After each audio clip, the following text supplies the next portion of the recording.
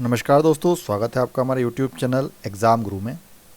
दोस्तों, आपके लिए आज मैं एक बहुत ही महत्वपूर्ण वीडियो लेकर आया हूँ।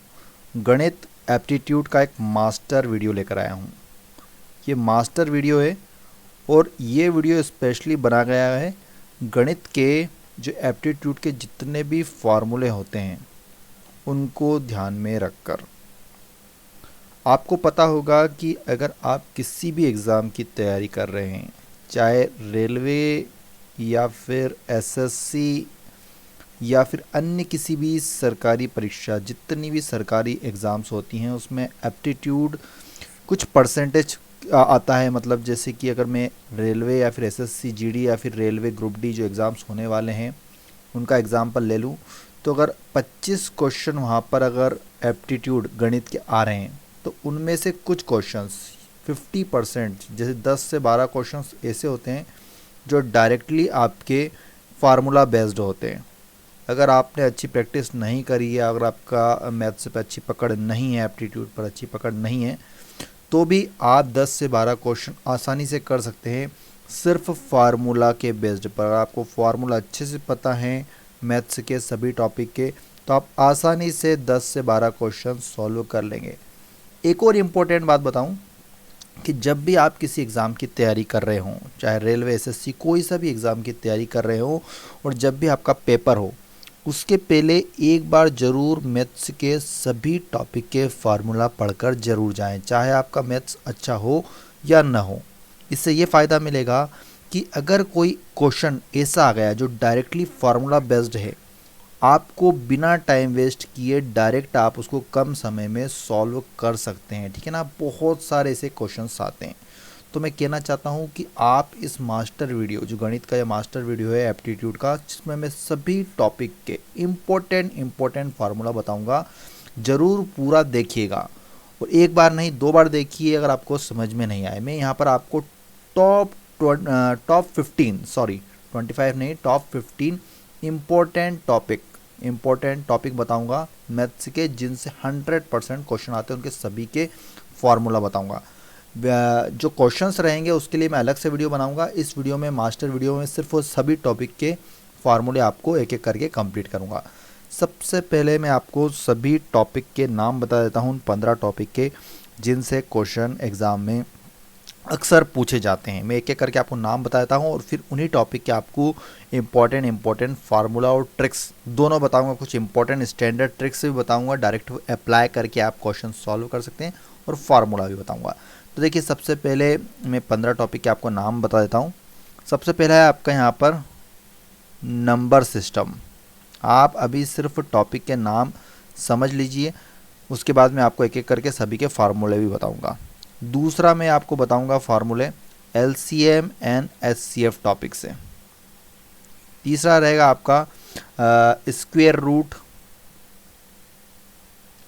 एंड क्यूब रूट, जिसे हिंदी में आप वर्गमूल एंड घनमूल भी कहते हैं।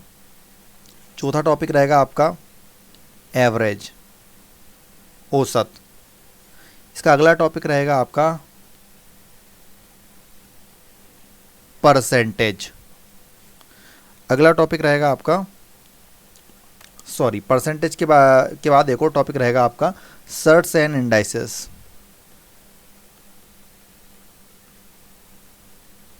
इसके बाद रहेगा आपका important topic profit and loss. Very important topic रहेगा प्रॉफिट एंड लॉस। इसके बाद समय एवं दूरी, टाइम एंड डिस्टेंस बोलते हैं, टाइम एंड डिस्टेंस वाला टॉपिक रहेगा, समय और दूरी। अगला टॉपिक जो रहेगा वो आपको प्रॉब्लम्स ऑन ट्रेन, जो रेल संबंधित प्रश्न होते हैं, ये भी एग्ज़ाम में बहुत ज़्यादा आते हैं। प्रॉब्लम्स ऑन ट्रेन मतलब रेल संबंधी प्रश्न। नेक्स्ट टॉपिक रहेगा बोट्स एंड स्ट्रीम, नाव एवं धारा से संबंधित प्रश्न भी एग्ज़ाम में बहुत ज़्यादा पूछे जाते हैं। नेक्स्ट जो टॉपिक रहेगा वो रहेगा मिश्रण, एलिगेशन एंड मिक्सचर वाला टॉपिक रहेगा। अगला टॉपिक मैं आपको फार्मूला बताऊंगा सिंपल इंटरेस्ट, साधारण ब्याज। सेम कंपाउंड इंटरेस्ट, ये भी दोनों टॉपिक बहुत ही इंपॉर्टेंट है, 100% क्वेश्चन आते हैं। इसके बाद नेक्स्ट टॉपिक जो आएगा आपका क्षेत्रफल। क्षेत्रफल में जितने भी स्क्वायर हो गया, आपका सर्कल हो गया, जितने भी इम्पोर्टेंट उसमें आकृति होती हैं, शेप्स होते हैं, उनके सभी के क्षेत्रफल कवर करेंगे, क्षेत्रफल के फार्मूले बताऊंगा। सेम ऐसे ही सभी का आयतन, आयतन से संबंधित जितने भी शेप्स होते हैं उनके आयतन क्या होते हैं, वॉल्यूम क्या होते हैं, वो बताएंगे। यहाँ पर ये कुछ इंपॉर्टेंट टॉपिक को मैं हाईलाइट कर देता हूँ जिनसे क्वेश्चन 100% एग्जाम में आते हैं। जैसे कि हो गया आपका एवरेज हो गया, इसके अलावा प्रॉफिट एंड लॉस हो गया, time and distance, problems on trend, boards and streams, simple and compound interest. ये बहुत ही इंपॉर्टेंट टॉपिक है, 100% से क्वेश्चन आते हैं। चलिए तो अब एक एक करके हम सभी टॉपिक के आपको फार्मूले कंप्लीट कराते हैं। पहले टॉपिक से स्टार्ट करते हैं। सबसे पहला हमारा टॉपिक कौन सा है, नंबर सिस्टम। देखिए नंबर सिस्टम, अगर आपको टॉपिक को अच्छे से समझना है तो आपको नंबरों के बारे में अच्छे से ज्ञान होना चाहिए। नंबर कितने होते हैं, किस प्रकार के होते हैं, मैं मुख्य तौर पर बताऊंगा आपको। वीडियो थोड़ा सा लंबा भी बन सकता है, तो आप बिल्कुल टेंशन मत लीजिए, लेकिन इंपॉर्टेंट चीज़ बताऊंगा, ज़्यादा डीप में भी नहीं जाऊंगा और ज़्यादा ऐसा भी नहीं बताऊंगा कि वो आपको काम का ही नहीं हो, इंपॉर्टेंट चीज़ बताऊंगा। चलिए सबसे पहले नंबर में आपको पता होना चाहिए सम संख्या। सम संख्याएं आपको पता होना चाहिए। क्या होती है सम संख्याएं, जिसको इंग्लिश में आप इवन नंबर भी कहते हैं। देखिए क्या होती है, वे प्राकृत संख्याएं होती हैं जो दो से पूर्णतः विभक्त हो जाए, मतलब दो से पूरी तरह से कट जाए, उनको हम क्या कहते हैं, सम संख्या कहते हैं। जैसे कि एग्जाम्पल के तौर पर मैं आपको बता दूं, 2, 4, 6, 8, 10, ये सभी संख्याएं दो से पूरी तरह से विभक्त मतलब कट जाएं, डिवाइड हो जाएं, तो उनको क्या कहते हैं, हम सम संख्याएं कहते हैं। एक होता है इसमें विषम संख्या। अब विषम संख्या क्या होता है, जिसको इंग्लिश में हम बोलते हैं ओड नंबर्स। देखिए जो नंबर्स क्या हो, दो से पूरी तरह नहीं कटें, नहीं विभक्त हो, ठीक है ना, डिवाइड नहीं हो, उन्हें क्या कहेंगे हम, विषम संख्याएं कहेंगे। एग्जाम्पल ले लेते हैं इसका हम, जैसे हो गया आपका 1, 3, 5, 7, ठीक है ना, ये सभी संख्याएं क्या होती है, विषम संख्याएं होती है, ओड नंबर्स होती हैं। चलिए इसके बाद तीसरा हमारा जो आता है वो होता है क्या बोलते हैं उसको, प्राइम नंबर। वेरी इंपॉर्टेंट, इस पे से क्वेश्चन 100% एग्जाम में आता है। प्राइम नंबर हिंदी में बोलते हैं इनको अभाज्य संख्या, ठीक है। देखिए अभाज्य संख्या क्या होती हैं, ऐसी प्राकृत संख्याएं होती हैं जिनके केवल दो गुणनखंड होते हैं, ठीक है ना, उनको हम क्या कहते हैं, प्राइम नंबर्स कहते हैं। फॉर एग्जांपल मैं आपको बताऊं, एग्जांपल बताता हूं आपको, जैसे हो गया 2, 3, 5, 7, 11, 13, 17, 19, 23, 29, ये सभी जितने भी संख्या में लिख रहा हूँ ना, ये सभी क्या हैं, प्राइम नंबर्स हैं। अब कैसे बोल रहे हैं, मतलब क्या मैंने अभी डेफिनेशन क्या बताई थी, ऐसी सभी प्राकृत संख्याएं जिनके केवल दो गुणनखंड हो। जैसे कि फॉर एग्जांपल मैं 23 लेता हूँ, तो इसके कितने गुणनखंड, दो हैं, एक और एक 23। जितने भी संख्या है, 29 को ले लो आप, 29 को लोगे तो आप 1 और 29। वहीं अगर बात करूँ मैं कोई सी ऐसी संख्या लेते हैं जैसे 27। अब 27 आप बताइए 27 क्या है, प्राइम नंबर है या नहीं है, बिल्कुल नहीं है प्राइम नंबर। क्यों नहीं है, क्योंकि इसका 1 हो गया, फिर 3 से भी कट जाएगा, ये 9 से भी कट जाएगा, इस प्रकार ये प्राइम नंबर नहीं, क्योंकि एक से ज़्यादा इसके गुणनखंड हो गए, ठीक है ना। मतलब जो संख्या सिर्फ या तो खुद से कटे, जैसे 23 है, 23 खुद से डिवाइड हो सकता है, या फिर 23 एक से डिवाइड हो सकता है, ठीक है ना, या एक या फिर खुद संख्या अगर उसका गुणनखंड होगा तो वो प्राइम नंबर होगी। ये इंपॉर्टेंट था, एग्जाम में क्वेश्चन 100% पूछा जाता है, ठीक है। चलिए तो मैंने आपको क्या बता दिया है, सम संख्या, विषम संख्या और प्राइम नंबर बता दिए। एक और फार्मूला याद रखिए इसमें नंबर सिस्टम में, भाज्य बराबर भाजक इनटू भागफल।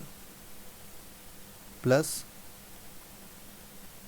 शेषफल, ये इंपॉर्टेंट है, ठीक है ना। ये फार्मूला याद रखिएगा, बहुत सारे बच्चों को पता होगा लेकिन जिनको नहीं पता है वो याद रखिए। चलिए अब कुछ इंपॉर्टेंट मैं आपको यहाँ पर फार्मूले बता देता हूँ।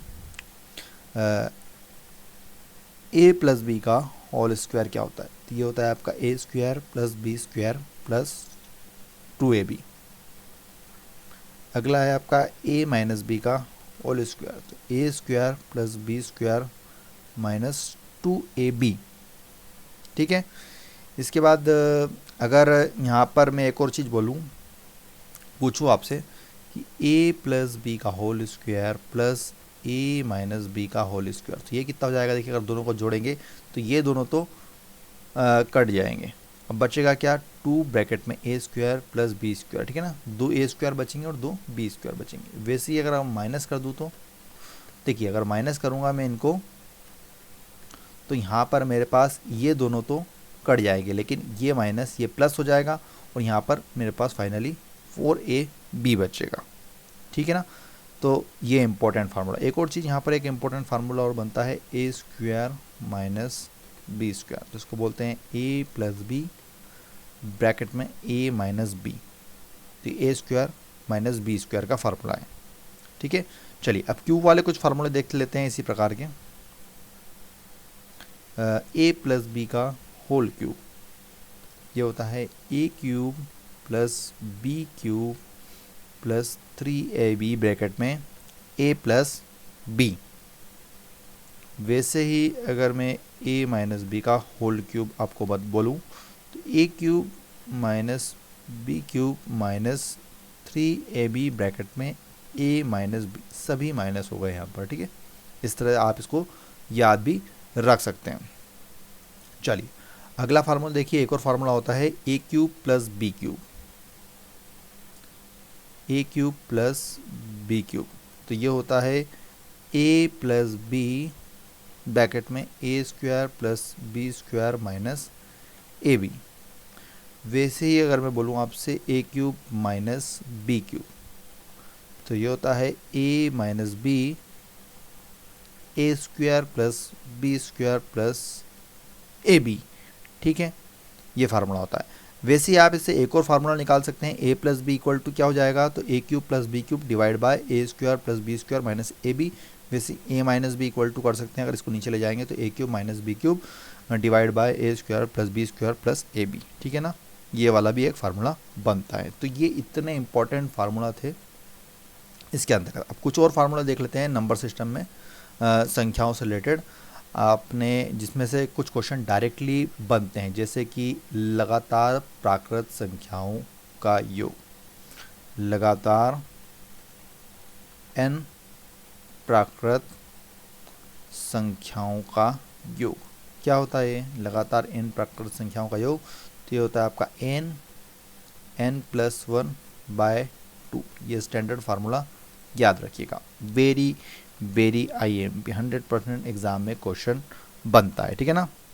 इसको ऐसे भी बोल सकते हैं कि अंतिम संख्या प्लस 1 डिवाइड बाय 2। अगर मैं बोलूँ कि 1 से लेकर आपको 19 तक की संख्याओं का योग निकालना है, ठीक है ना, 1 2 3 ऐसे करते करते 19, तो यहाँ पर सिर्फ आपको फार्मूला क्या रखना है, 19 plus 1 divide by 2, that's 19 into 20/2, ये 10 से होगा डिवाइड और 190 आपका फाइनली आंसर हो जाएगा, ठीक है ना।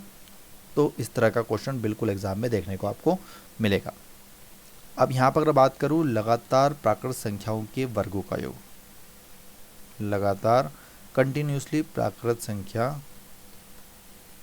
के वर्गों का योग, अब वर्गों का योग बोल दिया तो ये होता है आपका n ब्रैकेट में n प्लस 1 2n प्लस 1/6।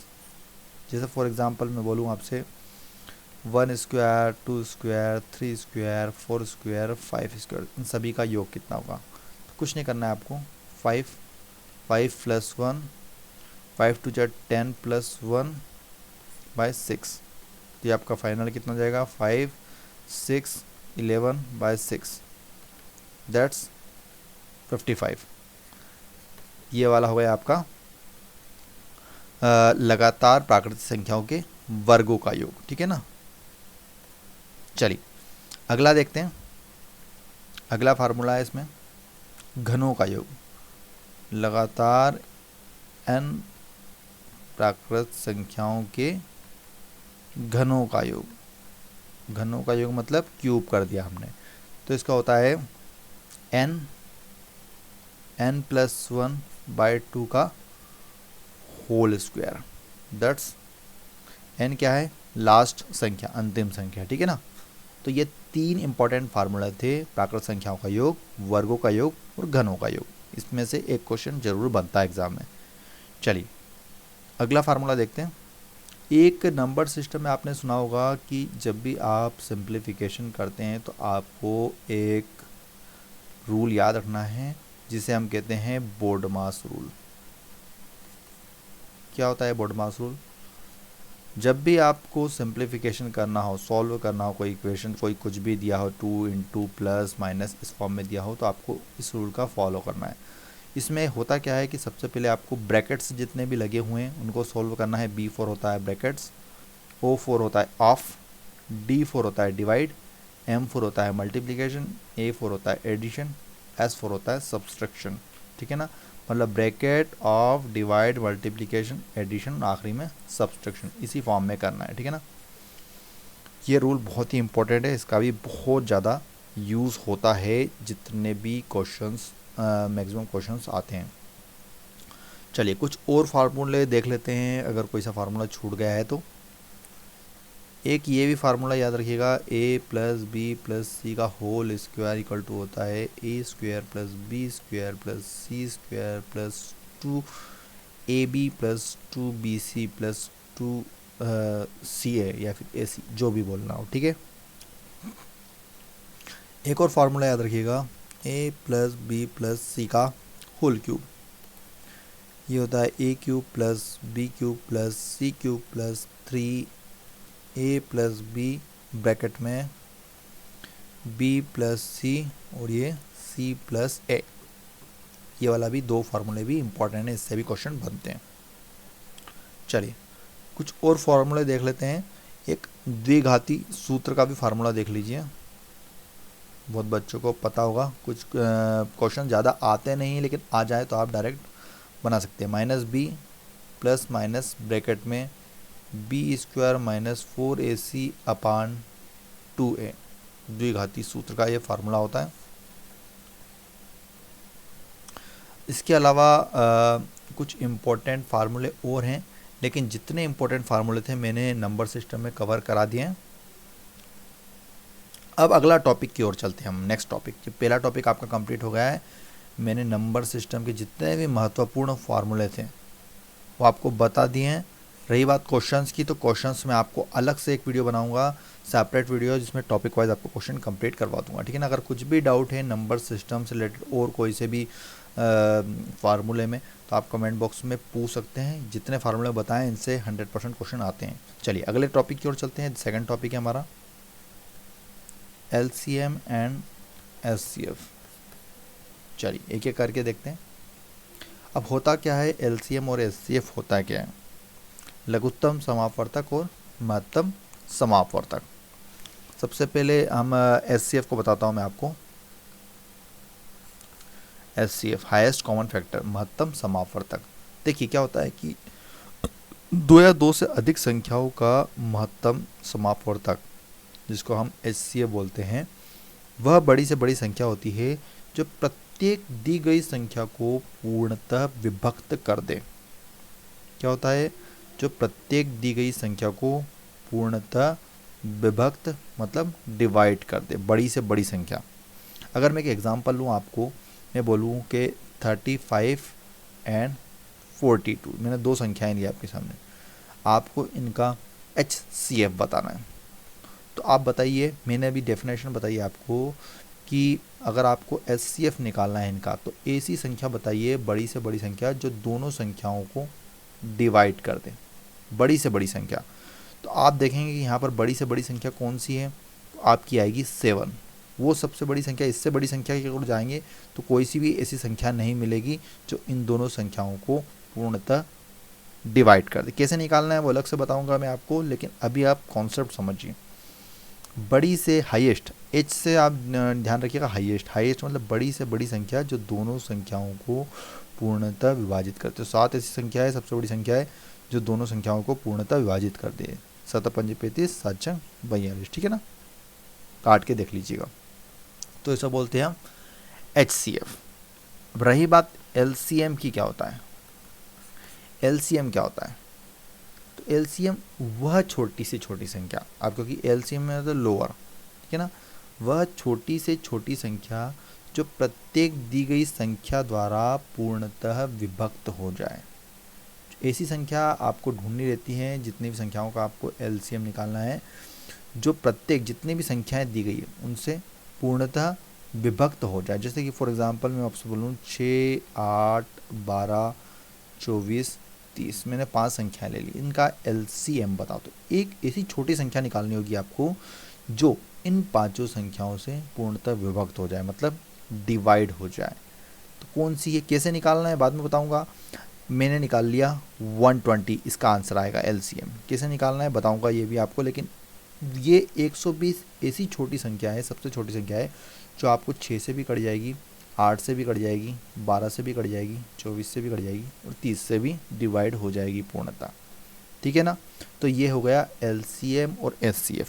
निकालने की पूरी तरकीब बताऊंगा, LCM कैसे निकालना है और HCF आपको कैसे निकालना है। चलिए, तो मैं थोड़ा सा आपको अभी मैंने जो बताया HCF जो भी बताया था मैंने आपको, जैसे फॉर एग्ज़ाम्पल 35 और 42 का मैंने आपको बताया था 7। अगर आपको दो संख्याओं का HCF निकालना है तो सबसे पहले आप इनके गुणनखंड निकाल लीजिए। जैसे 35 को होगा 5 × 7। बात करूँ 42 की तो ये हो गया 2 × 3 × 7, 3 दूनी 6, 6 7 42, ठीक है। तो यहाँ पर अगर दो संख्याओं का अगर आपको HCF निकालना है तो आपको उनके सबसे पहले गुणनखंड निकालने हैं और फिर उसमें से कॉमन संख्या को लेना है। जैसे यहाँ पर 7 कॉमन है, ठीक है, तो इसका HCF क्या हो जाएगा 7। ये सबसे सिंपल मेथड है। इसके अलावा और अन्य मेथड भी होती है, डिवाइड मेथड भी, वो भी मैं आपको बाद में बता दूंगा, ठीक है ना। ये सबसे सिंपल मेथड है। वैसे मैंने आपको यहाँ पर LCM निकालने का तरीका भी बता देता हूँ। एक एग्जांपल लिया था मैंने 6, 8, 12, 24, 30। इसका मैंने आपको LCM 120 बताया था। कैसे बताया था मैंने आपको, देखिए एक सिंपल तरीका ये होता है, वैसे तो 2-3 तरीके होते हैं, लेकिन मैं आपको एक बता देता हूँ तरीका, आप धीरे धीरे शॉर्ट ट्रिक पे भी आ जाएंगे। इनको आपको डिवाइड करना है, आप सबको ऐसे लिख लीजिए। ये सबसे सिंपल तरीका है, आपने यूज़ भी किया होगा पहले। 2 से डिवाइड कीजिए, 2 तिया 6, 2 चौक 8, 2 छंग 12, 12 दूनी 24, 15 दूनी 30, ठीक है। अब यहाँ पर 3 से कर दीजिए, 3 एकम 3, 4 को लिख लीजिए, नहीं जा रहा, 3 दूनी 6, 3 चौक 12, 3 5 15। वापस 2 से लगा दीजिए, 2 दूनी 4, 2 एकम 2, 2 दूनी 4, ये 5। वापस 2 से लगा दीजिए, 1, यहाँ पे भी 1 हो जाएगा, 1, यहाँ पे भी 2 एकम 2, यहाँ पे 5, ठीक है। अब फाइनली 5 बचा, ठीक है ना। तो सब जगह आपका 1 हो गया, ठीक है। जितनी भी ये संख्याएं ये आप इनका मल्टीप्लाई कर लीजिए। जैसे कि यहाँ पे मैं कर देता हूँ 2 गुणित 3 गुणित 2 गुणित 2 गुणित 5, तो फाइनली आपका आंसर हो जाएगा 120। 3 दूनी 6 दूनी 12 दूनी 24 पंजे 120, ठीक है। तो इस प्रकार आप LCM फाइंड आउट कर सकते हैं संख्याओं का। इसके अतिरिक्त LCM और HCF निकालना भी बता दिया मैंने आपको किस तरह निकालना है, लेकिन जो क्वेश्चंस अक्सर पूछे जाते हैं LCM और HCF टॉपिक में, वो मैं आपको बताऊं। आप एक फार्मूला याद रखिएगा, एक फार्मूला या फिर उसे कह सकते हैं ट्रिक भी कह सकते हैं, कि अगर दो संख्याएं दी हैं तो प्रथम संख्या इनटू दूसरी संख्या, दो संख्याएं दी हैं, इक्वल टू उनका LCM इंटू HCF। मतलब LCM और HCF अगर आपने दो संख्याओं का निकाला, उन दोनों का मल्टीप्लाई कर दिया, तो वो किसके बराबर होगा, दोनों संख्याओं के मल्टीप्लाई के बराबर होगा, ठीक है ना। ये वेरी इंपॉर्टेंट है और इस पर क्वेश्चन पूछा जा सकता है, डायरेक्टली क्वेश्चन पूछे जाते हैं। आपको एलसीएम और एचसीएफ दे दिया जाएगा कि दो संख्याओं का एलसीएम एक्स है और एचसीएफ वाई है, जो भी है। और पहली संख्या आपको एक संख्या ए दे दी जाएगी, तो आपको फाइंड आउट करना होता है। तो आपको बस आप बताइए कि दूसरी संख्या क्या है। तो बस आपको फार्मूला लगाना है कि A into B equal to X Y, सबकी वैल्यू पुट कर दें तो आपकी बी आपकी ऑटोमेटिक वैल्यू निकल जाएगी एक्स वाई बटे ए, इस प्रकार से। वेरी इंपॉर्टेंट है, 100% क्वेश्चन पूछा जाता है, ठीक है ना। एलसीएम एचसीएफ में बस एक ही फार्मूला है जो इंपॉर्टेंट है। कभी कभी आपको जो भिन्न होती हैं उनका भी आपको एलसीएम एचसीएफ फाइंड आउट करने के लिए दिया जाता है। जैसे कि अगर आपको बोला जाए कि भिन्नों का, अगर आपको एचसीएफ या फिर एलसीएम, फिर एचसीएफ बताया था, एचसीएफ निकालना था, जो अंश रहता है, न्यूमरेटर होता है, उसका अंश का आपको एचसीएफ निकालना है। और हर होता है, डिनोमिनेटर होता है, हरों का आपको क्या निकालना होता है, एलसीएम। जो पूछा गया है भिन्न का, जो पूछा गया है ए बाय बी, जैसे कि भिन्न ए बाय बी का A by B, C by D, E by F, इतनी दे दी आपको। और आपको बोला है कि इनका आपको एच सी एफ निकालना है। तो आपको क्या करना है, ए सी ई, ये तीनों जो ऊपर के हैं अंश है, इनका आपको एच सी एफ निकालना है। और जो बी डी एफ हैं उनका आपको एल सी एम निकालना है। याद कैसे रखेंगे, जो भी पूछा है अगर जो निकालना है वो अंशों का हमेशा वो निकालना होता है, और हरों का क्या निकालना होता है, उसका उल्टा एलसीएम निकालना रहता है। जैसे कि अगर मैं बोलता हूँ कोई भिन्नों का, अगर आपको A by B, C by D जो भी दिया हुआ, अगर आपको उनका एलसीएम निकालना है तो जो अंश होते हैं उनका अंश का आपको एलसीएम निकालना है सभी का। और जो हर होते हैं हरों का आपको क्या निकालना है, एच सी एफ, ठीक है ना। जो बोला गया है वो हमेशा अंश का निकालना होता है, उसका उल्टा हरों का निकाल लेते हैं। इस प्रकार आप इसको याद भी रख सकते हैं, ठीक है ना। तो ये दो इंपॉर्टेंट फार्मूले भी थे जो एलसीएम और एचसीएफ टॉपिक के इंपॉर्टेंट थे। तो अब आपके मैंने दो टॉपिक कंप्लीट करा दिए। पहला हो गया नंबर सिस्टम कंप्लीट हो गया है। दूसरा आपका टॉपिक हो गया है एलसीएम एंड एचसीएफ, ठीक है ना, इंपॉर्टेंट फार्मूले दोनों के। अब तीसरे टॉपिक की ओर चलते हैं। तीसरा टॉपिक हमने आपसे बोला था square root and cube root, that's वर्गमूल एंड घनमूल, ठीक है ना। ये वाला भी बहुत ही इंपॉर्टेंट टॉपिक है। फटाफट इसके फार्मूले देख लेते हैं, जितने भी इंपॉर्टेंट फार्मूले हैं। रूट ए बी को आप किस प्रकार लिख सकते हैं, रूट ए इंटू रूट बी। कभी कभी क्वेश्चन सॉल्व करने में इनकी ज़रूरत पड़ती है। Root A upon root B, whole root A by B लिख सकते हैं इसको आप, ठीक है।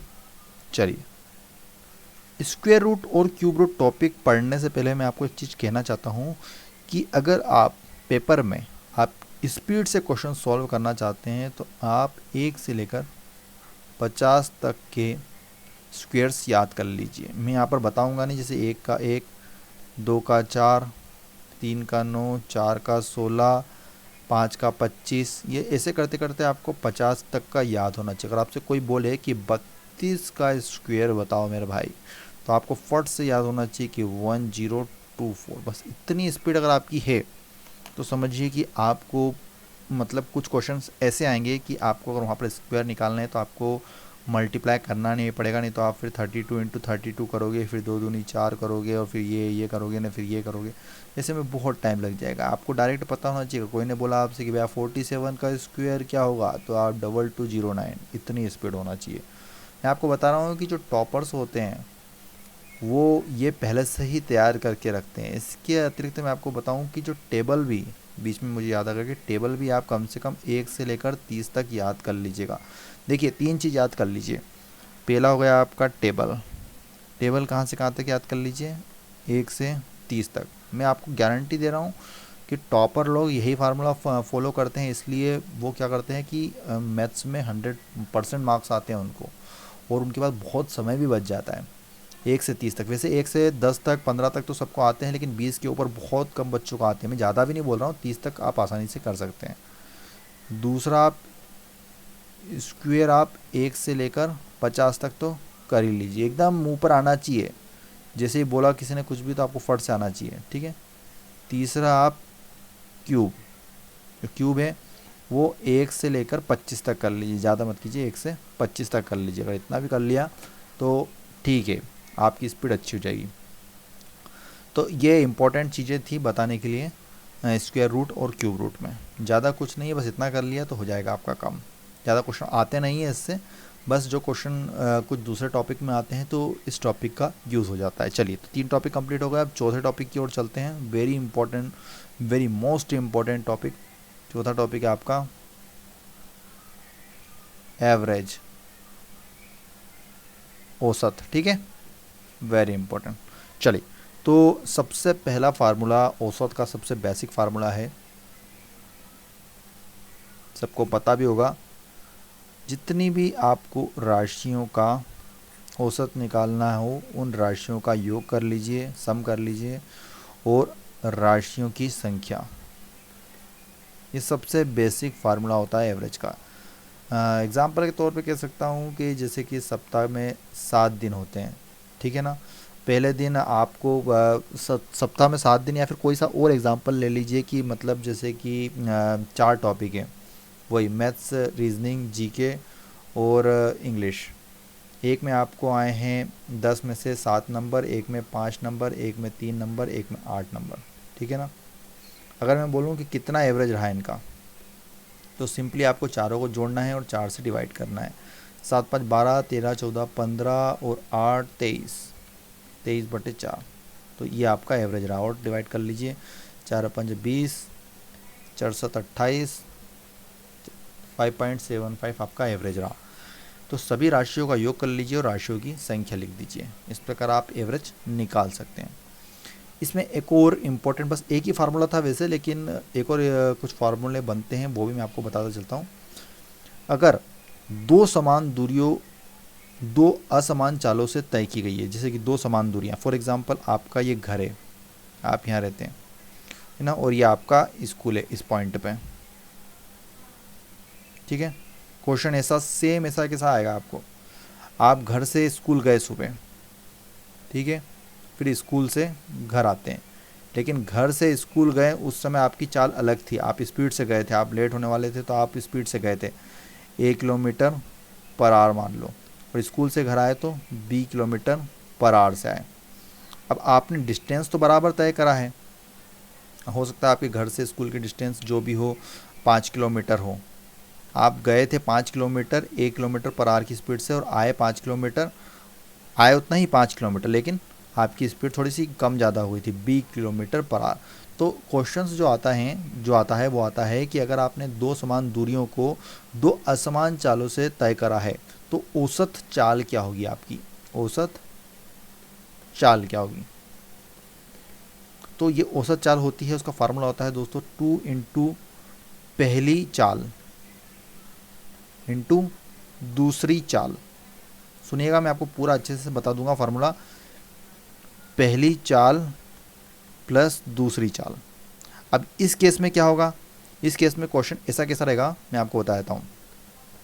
ए और बी, आप गए थे किस स्पीड से, 1 किलोमीटर पर आवर की स्पीड से, और आए किस स्पीड से, 20 किलोमीटर पर आवर, ठीक है ना। दोनों के बीच की डिस्टेंस सेम है, दूरी समान है, लेकिन चाल डिफरेंस है। तो इसको आप लिख सकते हैं 2 इंटू ए इंटू बी अपॉन ए प्लस बी। ये फार्मूला नोट कर लीजिए, VVIMP फार्मूला, ऐसा कैसा आपको एग्जाम में देखने को मिलेगा, ठीक है ना। औसत चाल, इसको बोलते हैं औसत चाल। ऐसा कभी मत करना, बच्चे गलती क्या करते हैं मैं आपको बताता हूँ, ऐसा कभी नहीं करना है आपको। आप क्या करते हो, आपको दिया गया है कि यार 1 किलोमीटर पर आवर की स्पीड से गया था और आया 20 किलोमीटर पर, तो आप क्या करते हैं A प्लस B/2, क्योंकि हमको तो ये बताया था कि दोनों को जोड़ दो, जितना हो उसको डिवाइड कर दो, तो ऐसे में आंसर गलत हो जाएगा। आपको ऑप्शंस भी मिल जाएंगे, लेकिन ओरिजिनल फार्मूला होता है औसत चाल का 2 इंटू ए इंटू बी अपान ए प्लस बी, ठीक है, वेरी इंपॉर्टेंट। चलिए अगले फार्मूले की ओर चलते हैं। दूरी असमान होने पर औसत चाल, एक और चीज़ आती है कि अगर दूरी असमान हो जाए तो औसत चाल कितनी हो जाती है। अगर दूरी असमान ए बी और बी से सी अगर इस प्रकार है तो इस कंडीशन में औसत चाल क्या होगी, स्पीड सेम है अब यहाँ पर, लेकिन डिस्टेंस अलग हो गई है, ए बी फिर बी से सी की अलग डिस्टेंस। तो सिंपल होगा इसका, तो कुल दूरी बटे कुल समय, जितना आपको समय लगा है वो नीचे कर देंगे और कुल दूरी ऊपर हो जाएगी, A B plus B C ये हो जाएगा। और कुल समय जितना लगाया आपको, जैसे यहाँ से 30 मिनट लगे, यहाँ पे 15 मिनट, तो आपके 45 मिनट नीचे कर लो और ऊपर जितनी ए से सी की जितनी दूरी हो जाती है वो रख दो। तो सिंपली आपका औसत आपकी चाल निकल जाएगी। किस केस में? जब दूरी असमान हो। ठीक है, चलिए अब यहाँ पर एक और क्वेश्चन है, एक और फार्मूला बनता है। लगातार n तक की प्राकृत संख्याओं का औसत, मैं आपको बताऊं n+1/2 हमने क्या बताया था आपको, योग होता है।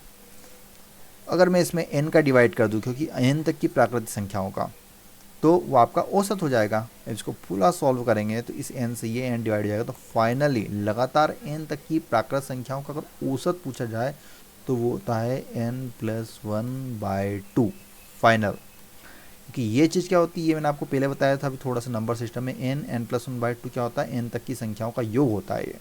लेकिन औसत निकालना है तो हमने n से ही डिवाइड कर दिया उसको, फिर n से n को क्रॉस कर दिया, तो n+1/2 हमारा फाइनल क्या हो गया, औसत। मतलब अगर आपसे पूछे कि 1 2 3 4 5 इनका औसत क्या होगा, तो कुछ नहीं करना है आपको, 5+1/2 दैट्स 6/2 दैट्स 3। ठीक है ना, 3 यहाँ पर दिख भी रहा है। ठीक है ना, औसत मतलब एवरेज, एवरेज मतलब बीच वाली संख्या, बीच वाली संख्या मतलब डायरेक्ट देख के भी बता सकते हैं 1 2 3 4 5 का बीच में कौन आ रहा है, 3। एक्चुअली में औसत वही चीज़ होती है जो बीच वाला, मध्यमान भी बोलते हैं इसको। ठीक है ना, मध्यमान, किसी संख्या का मध्यमान। चलो चलिए, तो अब अगला फार्मूला देखते हैं। लगातार n तक की सम संख्याओं का औसत भी अगर निकालना हो तो वो भी देख लीजिए। n तक की सम संख्याओं का औसत अगर मैं बोलूँ, n तक की सम संख्याओं का औसत n+2/2 है ना। अगर यहीं पर मैं पूछूं n तक की विषम संख्याओं का औसत, तो होता है n+1/2। n तक की सम संख्याओं का औसत होता है n+2/2 और ये होता है n+1/2। ठीक है ना, ये भी इम्पोर्टेंट फार्मूला है। चलिए कुछ और फार्मूला देख लेते हैं। ये सभी जितने भी फार्मूले बता रहा हूँ मैं इसलिए बता रहा हूँ आपको कि कुछ क्वेश्चन डायरेक्ट इन फार्मूले पर बेस्ड रहेंगे और आपको बहुत ज़्यादा फ़ायदा मिलेगा। चलिए दोस्तों, तो अब हमारे 4 टॉपिक कंप्लीट हो गए। 5वें नंबर का टॉपिक करते हैं, घातांक तथा करणी, जिसे इंग्लिश में बोलते हैं आप सर्ट्स एंड इंडाइसेस। ठीक है, ज़्यादा बड़ा टॉपिक नहीं है, छोटा सा है, इंपॉर्टेंट फार्मूला होते हैं। a⁴m इंटू a⁴n, लिखिए डायरेक्ट a⁴m+n। ठीक है ना, अगर 2 की घात 3 गुणित 2 की घात 2, बेस अगर सेम है, बेस पर ध्यान दीजिए बस, बेस अगर सेम है तो इसको आप 2 की घात 5 लिख सकते हैं, क्योंकि 3 + 2 को जोड़ दीजिए। ठीक है ना, अगर बेस सेम है उस केस में। ठीक है, मतलब a⁴m into a⁴n equal to a⁴m+n, ये हो गया पहला। अगला देखिए, a⁴m डिवाइड बाय a⁴n, तो इसको लिख सकते हैं आप a⁻m-n।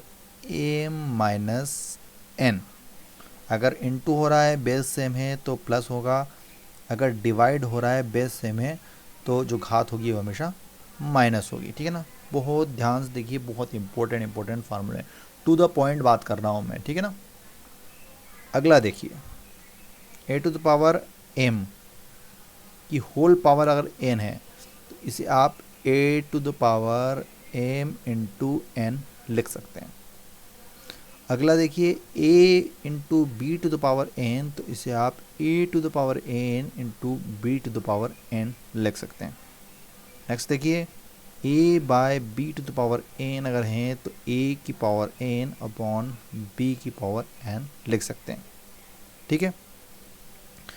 एक सबसे महत्वपूर्ण चीज़, बहुत सारे बच्चे कन्फ्यूज होते हैं कि अगर a टू द पावर 0, अगर किसी भी संख्या की पावर 0 है तो उसका मान हमेशा 1 होता है। यहाँ पर आप 0 कर देते हैं तो वो बिल्कुल गलत है। अगर किसी भी संख्या का पावर 0 है तो उसकी वैल्यू क्या होगी, 1 होगी, ठीक है ना। चलिए कुछ और फार्मूले देखते हैं इसमें, करनी के कुछ नियम देख लेते हैं। अब जैसे हमने घात के देखे हैं वैसे करनी के भी देख लेते हैं। अगर रूट a की पावर n है तो ये कितना हो जाएगा, देखिए इसको सॉल्व करेंगे हम। अगर इसका मतलब क्या होता है कि 1/n की पावर n, ठीक है ना, क्योंकि अगर कुछ नहीं लिखा है तो 2 मानते हैं, अगर कुछ लिखा है तो करनी में तो जो 3, 4, 5 लिख दिया जाता है। तो यहाँ पर इसको हमने 1/n इंटू n, तो n से n क्रॉस हो जाएगा, फाइनली a बचेगा। तो मतलब इसकी वैल्यू कितनी होती है, करनी a जिसकी पावर n है उसकी होल पावर n है, तो इसकी फाइनल वैल्यू आपकी a होगी। नेक्स्ट देखते हैं ए बी करनी, इसको लिख सकते हैं आप a इंटू बी, इस फॉर्म में सेम घातांक की तरह ही करनी काम कर रही है। सारे फार्मूले वही है, बस वहाँ पर घातांक थी, यहाँ पर मैंने आपको करनी के फॉर्म में बता रहा हूँ, ठीक है। सभी फार्मूले सेम ही हैं, ठीक है। एक ये वाला भी नोट कर लीजिए।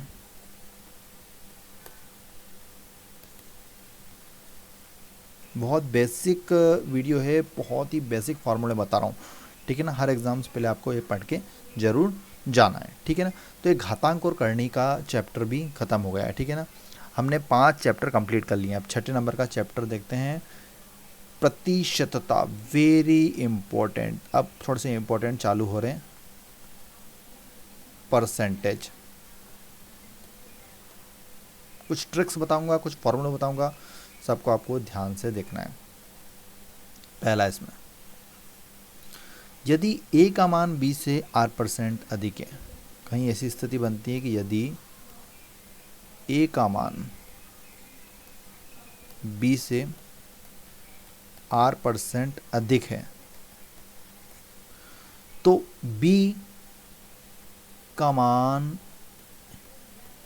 a से कितने % कम होगा, बताना है आपको। तो कितने % कम होगा, b का मान a से कितने % कम होगा, तो वो होगा और अपान 100 प्लस r, r अपान 100 प्लस r इंटू 100%। कितना होगा, अगर a का मान b से r% अधिक है तो b का मान a से कितने % कम होगा, r upon 100 plus r into 100। पहला फार्मूला कंप्लीट, ठीक है। चलिए इसी समय अगर मैं बात करूं, अगर a का मान b से r% कम है तो b का मान a से कितने % अधिक होगा, तो b का मान a से कितने % अधिक, ऐसा कैसा आपको मिलेगा, कितने % अधिक होगा, तो ये होगा दोस्तों आपका r upon 100 minus r into 100%, ठीक है ना, इतने % अधिक होगा। ये 2 फार्मूले इंपॉर्टेंट है। इसी तरह एक और होता है खर्च से संबंधित, ठीक है ना, एक्सपेंस से संबंधित एक फार्मूला होता है इसमें। यदि किसी वस्तु के भाव में, यदि किसी वस्तु के भाव में, किसी वस्तु के भाव में r% वृद्धि हो जाने पर आपका खर्च नहीं बढ़े, उसके लिए आपको उसकी खपत में कितने % की कमी करनी होगी। नहीं समझ में आया, कोई दिक्कत नहीं है। एक एग्जांपल देता हूँ बहुत अच्छा। पेट्रोल पहले 100 रुपये लीटर था, ठीक है। अब पेट्रोल की कीमत कितनी हो गई है, 110 रुपये लीटर, ठीक है। समझना आप ध्यान से। घर से आपको कितना मिलता है हर महीने पेट्रोल पर, घर डलवाने का पापा 500 रुपये देते हैं, बेटा 500 रुपये का पेट्रोल डलवाना है, ठीक है ना। पहले आपको कितने लीटर पेट्रोल मिलता था, पहले आपको कितने लीटर पेट्रोल मिलता था, पहले आप 5 लीटर पेट्रोल खरीद लेते थे ना, ठीक है ना। अब आपको कितने लीटर पेट्रोल मिलेगा, अब आपको 5 तो नहीं मिलेगा, अब आपको कम मिलेगा, है ना। तो आपको क्वेश्चन ऐसा आएगा कि यदि किसी वस्तु के भाव में r% की वृद्धि हो जाती है, फॉर एग्जांपल यदि किसी वस्तु के भाव में r% की वृद्धि हो जाती है तो इस पर खर्च न बढ़े, खर्च नहीं बढ़े, उस केस में आपको खपत में कितनी कमी करनी पड़ेगी। मतलब आपको 5 लीटर जो पहले डलवा लेते तो अब आपको 4.5 के समथिंग डलवाएंगे आप, तो आपको खर्च में कितने, मतलब खपत में कितनी कमी करनी पड़ेगी। तो आप निकालेंगे, इसका फार्मूला होगा direct R upon 100 plus R into 100%, ये फार्मूला होगा, ठीक है ना।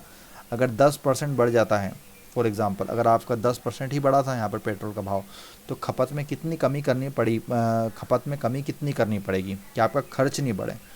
मतलब अगर आप बोलोगे नहीं मेरे को तो 5 लीटर डलवाना है, तो आपका खर्च बढ़ जाएगा, फिर 550 हो जाएगा आपका, थोड़ा मतलब 550 के ऊपर निकल जाएगा, लेकिन 500 के ऊपर नहीं जाना चाहिए, तो खपत कम करनी पड़ेगी, सिंपल सी बात है। तो उस केस में आप क्या करेंगे, जैसे 10% बढ़ा है तो 10 अपॉन 110 इंटू 100, इसको आप डिवाइड कर लीजिए, 100/11, 9 पॉइंट समथिंग ये आ जाएगा, ठीक है ना। तो 9.समथिंग% की कमी करना पड़ेगी आपको आपकी खपत में। एक और इसमें आता है कि यदि किसी वस्तु के भाव में R% की कमी आ जाने पर आप इस मद पर खर्च कम ना हो। फॉर एग्जांपल 100 रुपये का पेट्रोल चल रहा है, ठीक है ना, 100 रुपये लीटर का पेट्रोल पर एकदम अचानक से 90 रुपये लीटर का पेट्रोल हो जाता है किसी केस में, ठीक है ना। 100 रुपये में पहले 5 लीटर आ रहा था आपको, ठीक है ना, 500 रुपये मिलते थे तो, लेकिन अब क्या हो रहा है 90 लीटर को, तो अब आपका क्या होएगा कि आपको भरवाना 500 का ही है, क्योंकि 500 रुपये पेट्रोल के मिले, तो आपके पास ज़्यादा आएगा, तो आपको आपकी खपत में कितने % की वृद्धि करनी पड़ेगी, मतलब खपत बढ़ जाएगी, अब आप 5 लीटर से ज़्यादा आएगा आपको। तो वो निकालने के लिए क्या कहते हैं, उसका फार्मूला होता है कि यदि किसी वस्तु के भाव में 8% की कमी आ जाने पर इस मद पर खर्च कम न हो, इसके लिए वस्तु की खपत में वृद्धि का फार्मूला होता है R upon 100 minus R into 100%, ठीक है ना, ये फार्मूला होता है इसका। चलिए, तो ये खर्च से संबंधित कुछ इम्पोर्टेंट फार्मूले थे। एक जनसंख्या से रिलेटेड भी आता है इसमें, परसेंटेज वाले में। माना अगर किसी शहर की जनसंख्या P है और यह R% की दर से बढ़ती है, किसी शहर की जनसंख्या P है और यह R% की दर से बढ़ रही है, ठीक है ना। तो n वर्ष बाद जनसंख्या क्या हो जाएगी, तो n वर्ष बाद जनसंख्या हो जाएगी आपकी P1 plus R upon 100 to the power n वर्ष बाद ये जनसंख्या हो जाएगी उस शहर की, है ना। और n वर्ष पूर्व जनसंख्या क्या थी, तो P इसको डिवाइड में कर दीजिए 1 plus R upon 100 to the power n, ये n वर्ष पूर्व जनसंख्या हो गई, ठीक है। अब एक और फार्मूला देख लेते हैं। अगर इस तरह से पूछ लिया जाए, अगर किसी शहर की जनसंख्या P थी और उससे पहले दूसरे और तीसरे वर्ष में क्रमशः R1%, R2% और R3% की वृद्धि होती है, ठीक है ना। पहले साल R1% की वृद्धि हुई, दूसरे साल R2% की, तीसरे साल R3% की वृद्धि होती है। तो 3 वर्ष बाद जनसंख्या क्या होगी, तो सिंपल है, P1 plus R1 upon 100, 1 plus R2 upon 100, 1 plus R3 upon 100, 3 वर्ष बाद जनसंख्या उस शहर की ये हो जाएगी, ठीक है ना। अगर मैं n वर्ष बाद पूछूं तो आप कुछ नहीं करना, P1 plus R upon 100 power n, जो अपन निकालते हैं n वर्ष बाद, सिंपल है। तो ये कुछ इम्पोर्टेंट फार्मूले थे जनसंख्या से रिलेटेड। अब एक और इसमें फार्मूला रहता है मशीनों से रिलेटेड, क्योंकि मशीनों की वैल्यू हमेशा डेप्रिशिएट कम होती है। मशीनों के जो अवमूल्यन पर आधारित होते हैं कुछ प्रश्न, जैसे कि माना किसी मशीन का वर्तमान मूल्य हमने P मान लिया, ठीक है ना, किसी मशीन का वर्तमान मूल्य P है और इसके अवमूल्यन की दर, मतलब जो उसका डेप्रिसिएशन होता है उसकी दर क्या है, अगर R% है, तो n वर्ष बाद मशीन की कीमत कितनी होगी ना, मूल्य कितना होगा, तो P1 minus R upon 100 to the power n होगा। और n वर्ष पूर्व अगर कीमत निकालना हो, n वर्ष पूर्व मशीन का मूल्य निकालना हो, तो P upon 1 minus R upon 100 to the power n, ये पूर्व हो गया, ये बाद हो गई कीमत, ठीक है ना। तो ये वाला भी सेम लगभग वैसा ही फार्मूला है, लेकिन ये मशीनों पर आधारित होता है। तो इतने इंपॉर्टेंट फार्मूले थे परसेंटेज टॉपिक के अंदर का। तो अब हमने 6 टॉपिक कंप्लीट कर लिए। अब हमारे 7वें टॉपिक की ओर चल रहे हैं। वेरी इंपॉर्टेंट टॉपिक, लाभ एवं हानि। इससे 100% 2 से 3 क्वेश्चन आते हैं आपके। इंग्लिश में बोलते हैं इसको प्रॉफिट एंड लॉस। चलिए तो इसका फार्मूला देख लेते हैं प्रॉफिट एंड लॉस के। सबसे पहला फार्मूला इसमें, फार्मूला कह लीजिए या फिर स्टैंडर्ड चीज़ें इसके अंतर्गत आने वाली, लाभ, जिसको आप बोलते हैं प्रॉफिट, क्या होता है? विक्रय मूल्य, विक्रय मूल्य माइनस क्रय मूल्य, ठीक है ना। विक्रय मूल्य माइनस क्रय मूल्य, इसको कहते हैं लाभ। मतलब selling price minus cost price, ठीक है ना। ये प्रॉफिट इसको बोलते हैं। इंग्लिश में भी बता रहा हूँ मैं आपको। एक हानि कब होती है, मतलब लॉस कब होता है? क्रय मूल्य, जब क्रय मूल्य ज़्यादा होता है और विक्रय मूल्य कम होगा। मतलब क्रय मूल्य मतलब आपका कॉस्ट प्राइस। जैसे आपने कोई सी चीज़ 100 रुपये में ख़रीदी और उसको अगर आप 80 रुपये में बेच रहे हैं, ठीक है ना, तो क्या होगा? आपको 20 रुपये का लॉस होगा। लेकिन अगर उसी केस में अगर आपने 80 रुपये में ख़रीद के कोई सी चीज़ को 100 रुपये में बेच दिया, तो उस केस में आपको 20 रुपये का प्रॉफिट होगा, ठीक है ना। इस तरह आप इसको याद रखिएगा। चलिए अगला देखते हैं इसके अंतर्गत फार्मूला, लाभ प्रतिशत। एग्ज़ाम में एक्चुअली लाभ प्रतिशत मतलब गेन परसेंट पूछा जाता है, ठीक है ना। मैक्सिमम लाभ नहीं, लाभ परसेंट। तो लाभ परसेंट कितना होता है?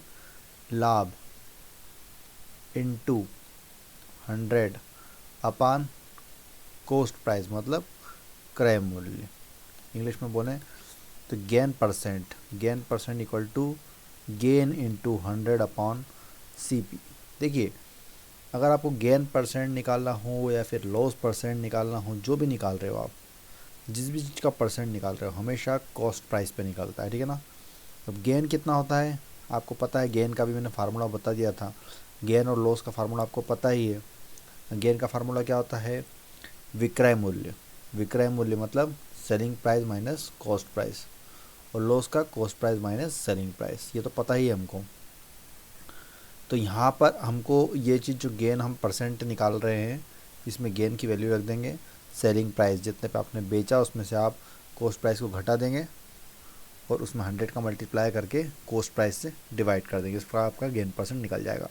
वैसे ही आप हानि प्रतिशत, लॉस परसेंट, क्या होता है? ये बोलते हैं हानि इंटू 100 अपॉन क्रय मूल्य। हमेशा क्रय मूल्य पर ही निकलती है। इंग्लिश में देखें तो loss percent, loss into 100 upon CP। अभी मैंने बता ही दिया लॉस का फार्मूला आपको, तो लॉस परसेंट निकल जाएगा, ठीक है ना। ये इंपॉर्टेंट फार्मूले हैं सभी प्रॉफिट एंड लॉस के। चलिए अगला देखते हैं। एक स्टैंडर्ड चीज़ याद रखिएगा, यदि क्रय मूल्य, ठीक है ना, मतलब यदि कॉस्ट प्राइस 100 रुपये तथा लाभ 20% हो, तो उस केस में जो विक्रय मूल्य होगा, ठीक है ना, सेलिंग प्राइस, वो होगा आपका x इंटू 120 अपॉन 100 रुपीज़, ठीक है ना। ये डायरेक्ट एक स्टैंडर्ड फार्मूला याद रखिएगा। वैसे ही अगर यदि क्रय मूल्य 100 रुपये, यदि क्रय मूल्य आपका वही का वही हो, मतलब क्रय मूल्य कितना हो आपका 100 रुपये तथा हानि हो जाए, उसको हानि 20% हो, कुछ भी हो सकता है यहाँ पे 20, 30, 40% जो भी आए, तो आपको क्या करना है, जैसे यहाँ पे प्लस हुआ था लाभ में, तो उस केस में अगर आपको विक्रय मूल्य निकालने का बोले क्वेश्चन, तो डायरेक्ट आप निकाल सकते हैं x इंटू 80 अपॉन 100। क्या करा मैंने, यहाँ पर 20 को प्लस कर दिया था 100 में और उसके नीचे रख दिया था।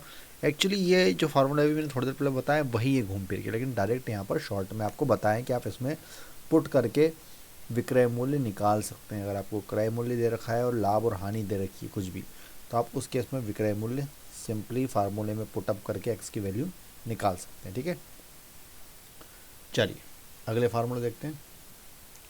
दो फार्मूले और इम्पोर्टेंट है इसमें, ठीक है ना। यदि विक्रय मूल्य x रुपये तथा लाभ 20% हो।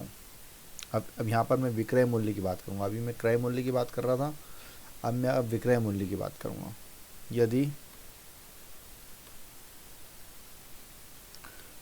विक्रय मूल्य x, ठीक है ना, यदि विक्रय मूल्य x रुपये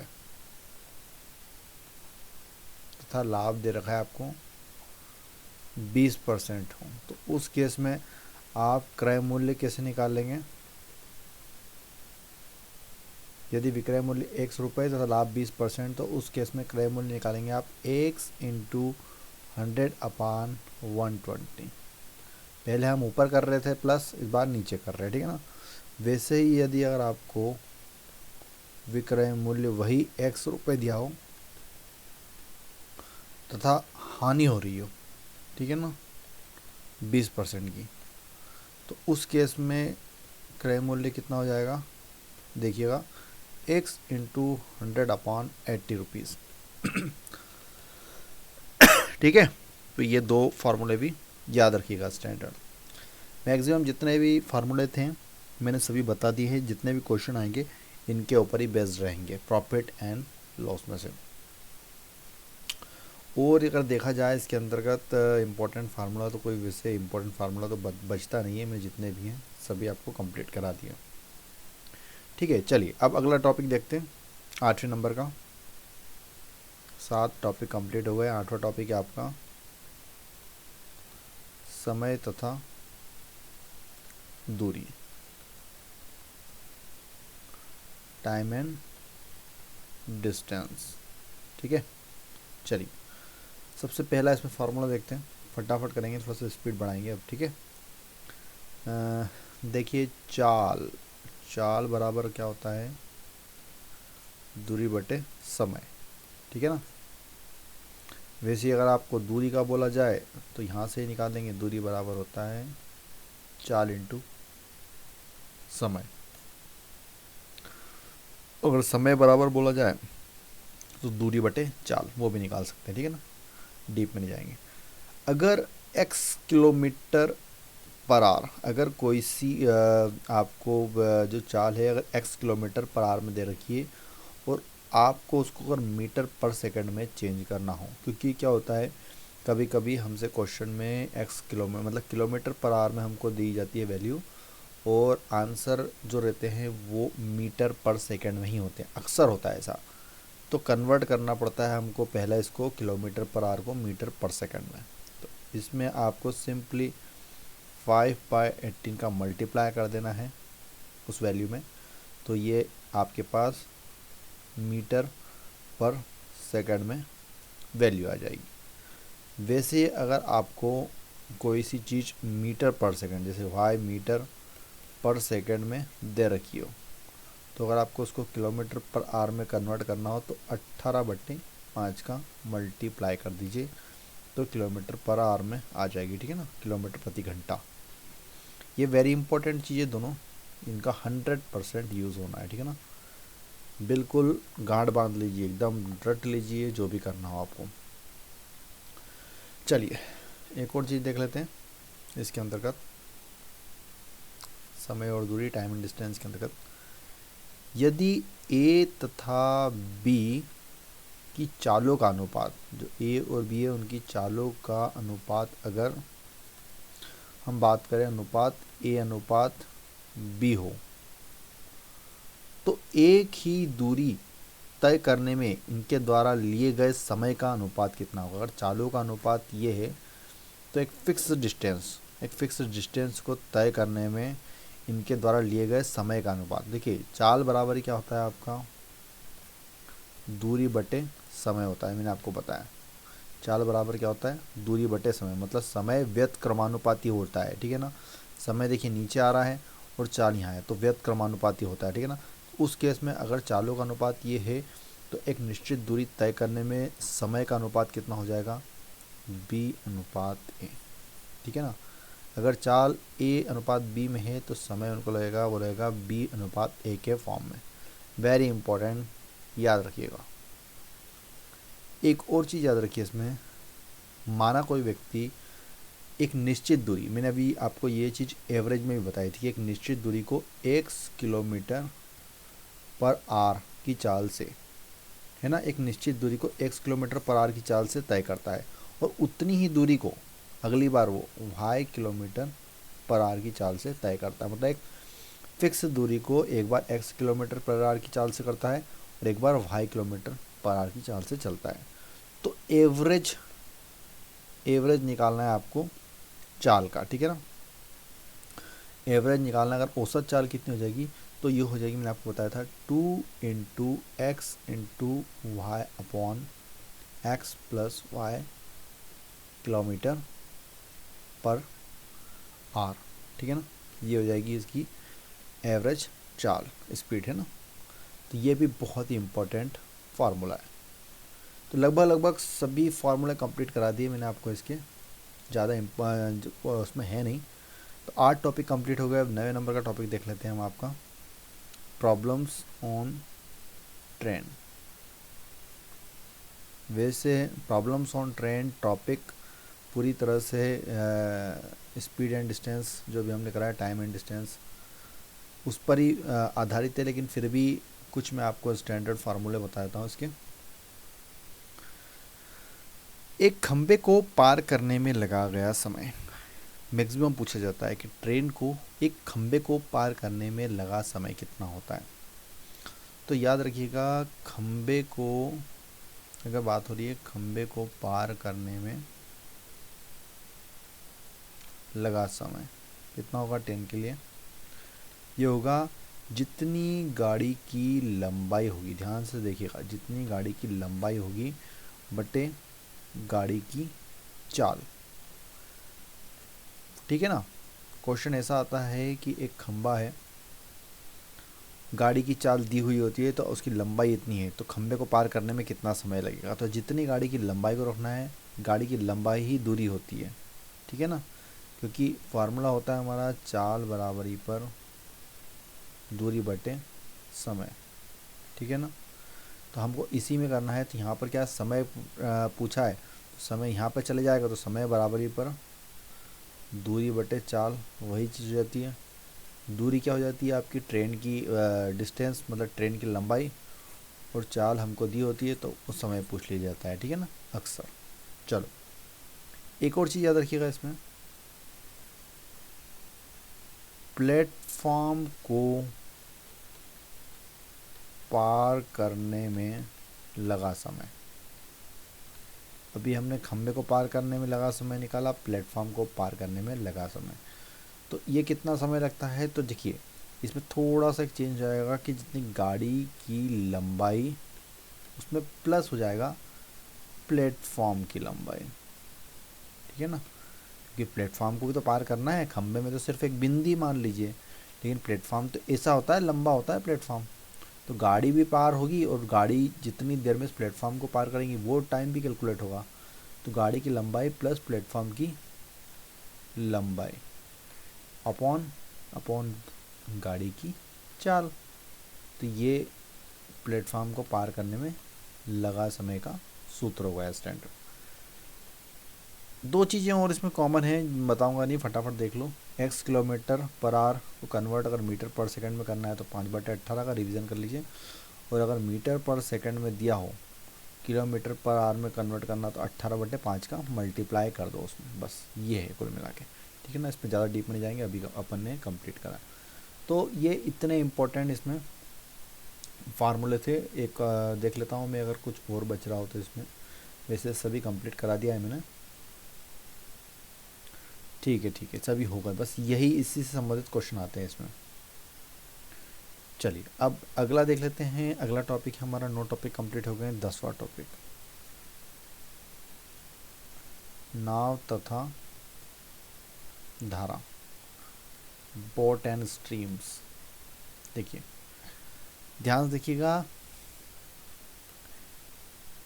यदि शांत जल में नाव का वेग 1 किलोमीटर पर आवर और धारा का वेग, ठीक है, 20 किलोमीटर पर आवर हो तो अगर शांत जल में नाव का वेग ये दिया है और धारा का वेग ये दिया है, तो धारा की दिशा में नाव का वेग, तो धारा की दिशा में नाव का वेग क्या होगा, ये होगा, दोनों जुड़ जाएंगे, a plus B kilometre per hour हो जाएगा। तो धारा की दिशा में नाव का वेग, और मैं बात करूं धारा की विपरीत दिशा में, फिर बात करूं धारा की विपरीत दिशा में, तो अगर विपरीत दिशा की बात करें तो माइनस हो जाएगा a माइनस बी, नाव का वेग अगर धारा की विपरीत दिशा में क्या होगा, a minus B kilometre per hour, बस और कुछ भी नहीं है इसमें। यही इम्पोर्टेंट फार्मूला है। अगर आपको शांत जल में नाव का वेग दिया है और धारा का वेग दिया है, तो धारा की दिशा में नाव का वेग कितना हो जाएगा, दोनों जुड़ जाएंगे, और धारा की विपरीत दिशा में माइनस हो जाएगा, क्योंकि उल्टी दिशा में जब चलेगा तो उनको ज़्यादा बल लगाना पड़ेगा, तो मतलब स्पीड कम होगी, ठीक है। तो ये इम्पोर्टेंट है। अब इसमें एक और चीज़ देख लीजिए यदि धारा की दिशा में नाव का वेग दिया हो, यदि धारा की दिशा में नाव का वेग दिया हो x किलोमीटर पर आवर, और धारा की विपरीत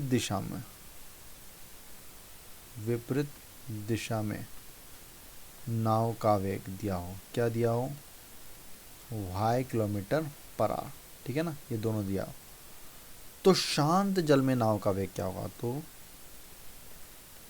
तो सबसे पहली चीज़ आपको निकालना है शांत जल में नाव का वेग कितना हो जाएगा। देखिए शांत जल में निकालना है नाव का वेग, तो ये हो जाएगा 1/2 x plus y kilometre per our.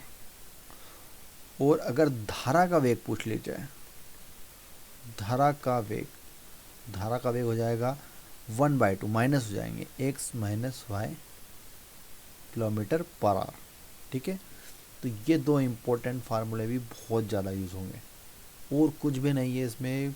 Topic tough लगता है बच्चों को, लेकिन अगर आपने ये 4 फार्मूले अच्छे से ध्यान रख लिए तो मैक्सिमम क्वेश्चन आप इसके बना दोगे, ठीक है। चलिए, तो ये वाला भी टॉपिक हमारा कंप्लीट हो गया। अगला देखते हैं, 11 नंबर का टॉपिक है हमारा मिश्रण, एलिगेशन एंड मिक्सचर वाला, ठीक है ना, एलिगेशन एंड मिक्सर। देखिए अब यहाँ पर माना सस्ती वस्तु की 1 इकाई का क्रय मूल्य हम मान लेते हैं। यहाँ पर हमने मान लिया, माना एक सस्ती वस्तु की 1 इकाई, 1 यूनिट का क्रय मूल्य मान लिया। क्या मान लिया हमने, 1 यूनिट का क्रय मूल्य कितना मान लिया, C। और एक महंगी वस्तु की, ठीक है ना, हम क्या करेंगे, सस्ती महंगी वस्तु को मिलाएंगे, और फिर क्वेश्चन में यही पूछा जाता है कि फाइनली उनको किस रेट पर बेचा जा रहा है। महंगी वस्तु की 1 यूनिट का क्रय मूल्य, ये भी हमने मान लिया D। सस्ती वस्तु का C मान लिया, महंगी वस्तु का 1 यूनिट का क्रय मूल्य हमने मान लिया D मान लिया, ठीक है। और औसत मूल्य, उनका औसत मूल्य भी दिया हुआ है, वो क्या दिया है उनको, M रुपए। तब उस केस में क्या होगा, देखिए उस केस में क्या होगा कि हमको इसको इक्वेशन को किस प्रकार बनाना है। देखिए औसत मूल्य हमेशा यहाँ पर रखेंगे, हम M को हम यहाँ पर रखेंगे, औसत मूल्य को, ठीक है ना। सस्ती वस्तु थी उसका क्रय मूल्य को हम हमेशा इधर रखेंगे, और महंगी वस्तु के 1 यूनिट के क्रय मूल्य को हम यहाँ पर लिखेंगे, दोनों को मिक्स करा। अब देखिए इधर ये हो जाएगा आपका जो D माइनस एम हो जाएगा, इधर क्या हो जाएगा, D माइनस एम। फाइनल हमको अनुपात निकालना है, और इधर हो जाएगा हमारा M माइनस सी हो जाएगा, M माइनस सी हो जाएगा। देखिए D माइनस एम क्यों होगा, क्योंकि D माइनस एम इसलिए होगा, महंगी वस्तु का 1 यूनिट का क्रय मूल्य ये हमेशा ज़्यादा होगा, तो बड़ी संख्या में से बीच वाली संख्या घटाएंगे, और इधर बड़ी संख्या में से बड़ी संख्या क्या होगी जो बीच वाली संख्या होगी उसमें से छोटी संख्या को माइनस करेंगे। तो इस प्रकार d माइनस एम और m माइनस सी हो जाएगा, ठीक है ना। अब सस्ती वस्तु की मात्रा, अब हमको उसका एक अनुपात निकालना है, फाइनल रेशो निकालना है। तो देखिए, सस्ती वस्तु की मात्रा, मैं इसको थोड़ा सा रब कर लेता हूँ तो यहाँ पर आपको थोड़ा सा देखने में सही रहेगा। ऊपर से यहाँ पर लिख देता हूँ मैं, फाइनल इसका जो रेशो आएगा वो किस प्रकार निकालना है।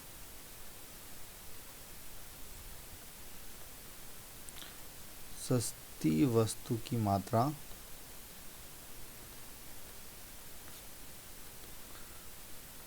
महंगी वस्तु की मात्रा कितनी कितनी लेनी है। तो ये दो जो हमारे रेशो आए थे इस फॉर्म में लेना है, मतलब d माइनस एम अनुपात m माइनस सी, ठीक है ना।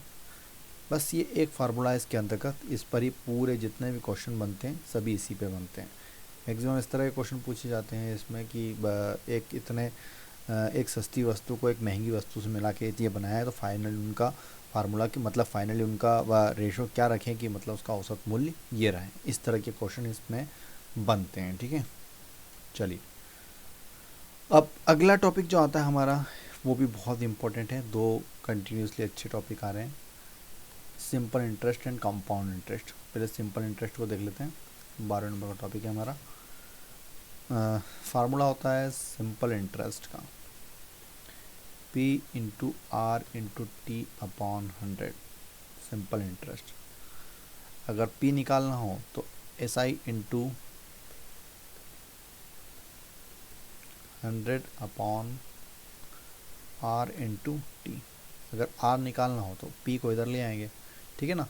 तो जितने भी चीज़ें हैं सभी इसी फार्मूले के आसपास ही घूमती है, सिंपल इंटरेस्ट। एक फार्मूला याद रखिए, simple interest equal to P into R into T upon 100, ठीक है। ये हो गया हमारा साधारण ब्याज सिंपल इंटरेस्ट का, है ना। अगर अब इसके अंतर्गत एक और चीज़ आती है कंपाउंड इंटरेस्ट। अगर मिश्र धन निकालना हो तो मूलधन इंटू 100 प्लस समय इंटू दर अपॉन 100, ऐसा एक मिश्र धन, अगर मिश्र धन निकालने को बोले तो वो भी हम निकाल सकते हैं, ठीक है ना। कि मिश्र धन में मूलधन में जोड़ दिया जाता है, वो एक्चुअली होता कुछ नहीं है, ठीक है। चलिए, तो अब इसमें बस एक ही फार्मूला इंपॉर्टेंट है।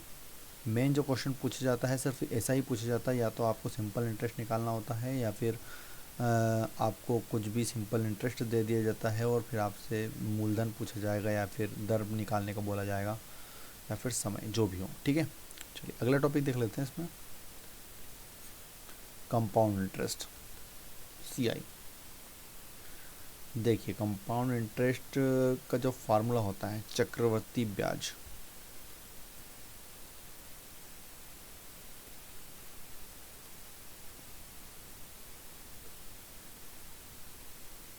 इक्वल टू चक्रवर्ती मिश्रधन माइनस मूलधन, ठीक है ना।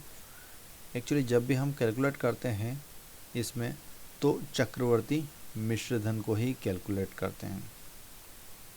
देखिए, मिश्रधन जो हम कैलकुलेट करेंगे चक्रवर्ती मिश्रधन, वो कैसे कैलकुलेट करते हैं, P 1 plus R upon 100 to the power n, है ना। मूलधन 1 plus rate of interest upon 100 to the power n, ठीक है ना। जब ब्याज क्या हो, वार्षिक दे, और ये हम क्या निकालते हैं, चक्रवर्ती मिश्रधन। अब इसमें से हम हमारे मूलधन को माइनस करते हैं, फिर इसमें से हम जो P है उसको माइनस करते हैं, तब हमारा फाइनली कंपाउंड इंटरेस्ट आता है, ठीक है। अगर मैं बात करूँ यहाँ पर ब्याज की दर को हमने वार्षिक माना था, अगर 6 माही हो, अगर 6 माही है ब्याज की दर को, तो चक्रवर्ती मिश्रधन उसमें क्या हो जाएगा, वो हो जाएगा हमारा P 1 प्लस R, यहाँ पर 200 हो जाएगा क्योंकि R/2 हो जाता है, इसमें रेट ऑफ इंटरेस्ट आधा हो जाता है। किस केस में, जब ब्याज की दर 6 माही हो और जो अपना समय है वो दुगना हो जाता है, तो 2n हो जाता है। अगर 6 माही की जगह तिमाही हो तो चक्रवर्ती मिश्रधन उस केस में बन जाता है P1 प्लस R अपॉन 400, ये R/4 हो जाएगा और यहाँ पर 4n हो जाता है। ठीक है, ये आप बहुत ही इंपॉर्टेंट फार्मूले हैं तीनों, याद रखिएगा। अब ये चक्रवर्ती मिश्रधन निकल रहा है यहाँ पर। इसको आपको अगर फाइनली कंपाउंड इंटरेस्ट निकालना हो तो आप इसमें से मूलधन को माइनस कर देंगे, जो फाइनल आंसर आएगा वो आपका कंपाउंड इंटरेस्ट होगा। ठीक है, चलिए और इसमें इम्पोर्टेंट कोई फार्मूला नहीं, बस यही सबसे महत्वपूर्ण है और इसी पर पूरे सवाल आपके कंप्लीट हो जाते हैं। चलिए, दो इम्पोर्टेंट टॉपिक और बचे हैं जिनसे क्वेश्चन अक्सर पूछे जाते हैं, डायरेक्ट बनते हैं। एक क्षेत्रफल हो गया और एक आयतन हो गया। सबसे पहले क्षेत्रफल वाले टॉपिक को अच्छे से देख लेते हैं, कौन कौन से इम्पोर्टेंट फार्मूले बनते हैं। सबसे पहला क्षेत्रफल में होता है आपका आयत का क्षेत्रफल। क्या होता है? ये होता है लंबाई गुणित चौड़ाई, है ना। आयत का क्षेत्रफल कितना होता है? लंबाई गुणित चौड़ाई। इसको ज़्यादा एलोबरेट नहीं करूँगा मैं। अगर लंबाई पूछी जाए तो क्षेत्रफल अपान चौड़ाई हो जाएगा, और चौड़ाई पूछी जाए तो क्षेत्रफल अपान लंबाई हो जाएगा। आयत का परिमाप क्या होता है? ये 2 ब्रैकेट में लंबाई प्लस चौड़ाई। ठीक है, आयत का परिमाप इसको बोलते हैं। अगर मैं बात करूं आयत के विकर्ण की,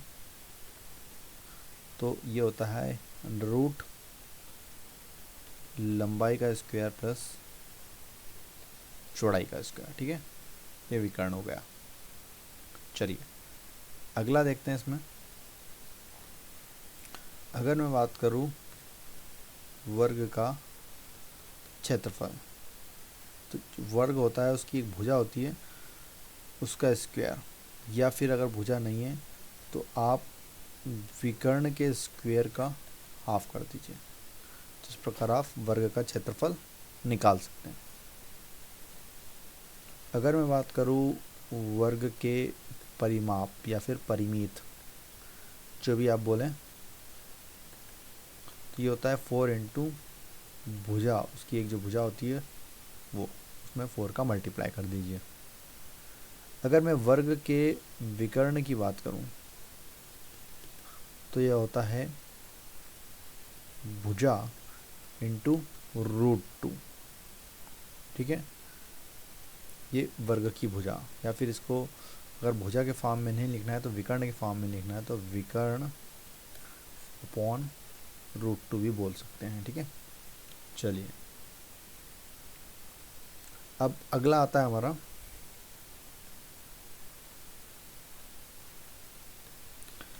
कमरे की 4 दीवारों का क्षेत्रफल। कमरे की 4 दीवारों का क्षेत्रफल ये कितना होता है? तो 2 इंटू लंबाई प्लस चौड़ाई इंटू ऊंचाई। 2 इंटू लंबाई प्लस चौड़ाई इंटू ऊंचाई, हाइट। ठीक है ना। कमरे की छत या फर्श का क्षेत्रफल। कमरे की छत या फिर फर्श, कुछ भी बोल लो, उसका क्षेत्रफल क्या होता है? तो ये सिंपली लंबाई गुणित चौड़ाई। ठीक है ना, आयत ही होता है एक प्रकार का। अब इम्पोर्टेंट आता है त्रिभुज का क्षेत्रफल कितना होता है। सिंपल है, 1/2 बेस इंटू हाइट, 1/2 आधार गुणित ऊंचाई। अगर मैं बात करूं विषम बाहु, विषम बाहु त्रिभुज का क्षेत्रफल की, तो होता है रूट में S, S minus A, S minus B, S minus C. S क्या है? एस इक्वल टू होता है दोस्तों A plus B plus C का बाय 2। ठीक है ना, वहाँ ए बी सी क्या है? ए बी सी त्रिभुज की तीनों भुजाएं। ठीक है, ये भी इम्पोर्टेंट फार्मूला है। चलिए अगला देखते हैं। अगर त्रिभुज समबाहु हो, समबाहु त्रिभुज क्या होता है? जिसकी तीनों भुजाएं समान हो। उस केस में समबाहु त्रिभुज का क्षेत्रफल क्या हो जाएगा? ये हो जाएगा √3/4।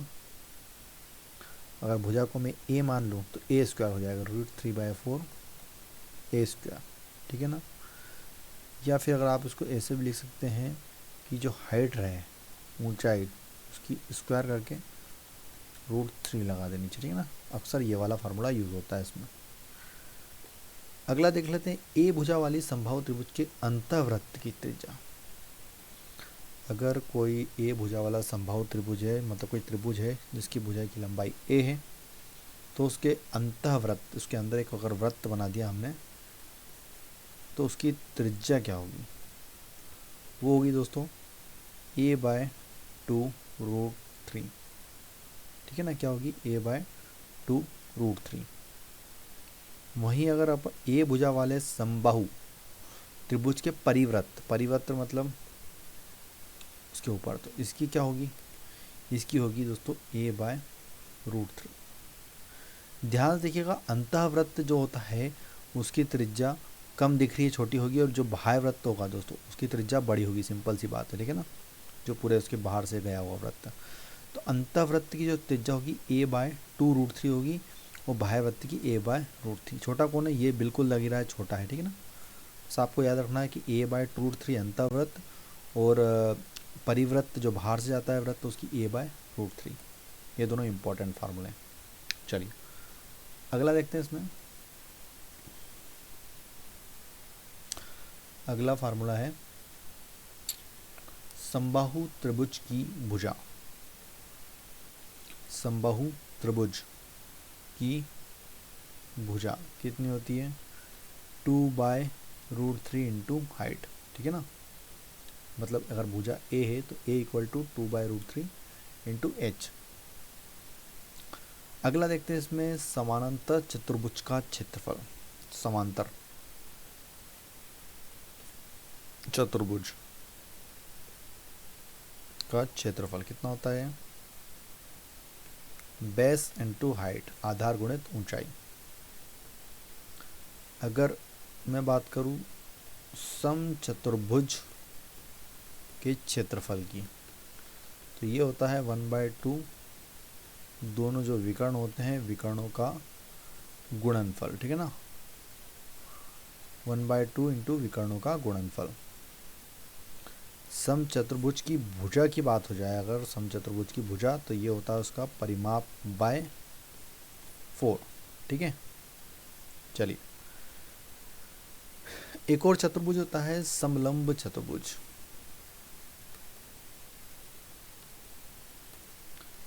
समलंब चतुर्भुज का क्षेत्रफल कितना होता है? समलंब चतुर्भुज का क्षेत्रफल तो ये होता है 1/2 समानांतर भुजाओं का योग इंटू उनके बीच की दूरी।